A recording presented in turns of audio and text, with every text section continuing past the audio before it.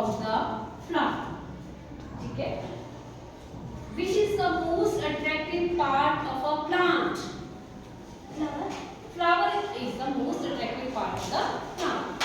Everybody attracts towards the flower because they are very colorful. Colorful part है ना? Okay. Flower gives us fruit. Flowers convert into fruit. ठीक है? Fruit contain seeds. Okay. Fruit contain seeds.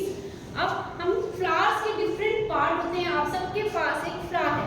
The outermost part of the flower is this one is your green colors.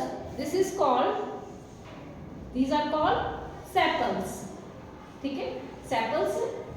These are the sepals. Okay. And the colorful part of the flower is these are petals. इसको क्या बोलते हैं आप लोग? Petals.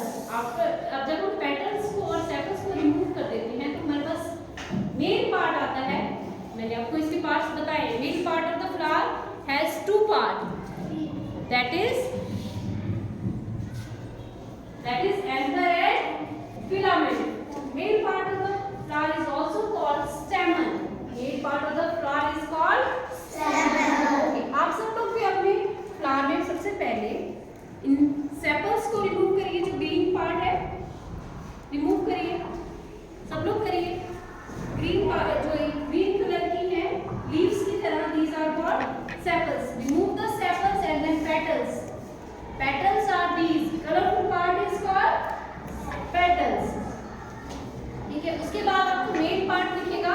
Main part में आपको देखो anther और फिलामेंट दिख रहे हैं. Anther produce pollen.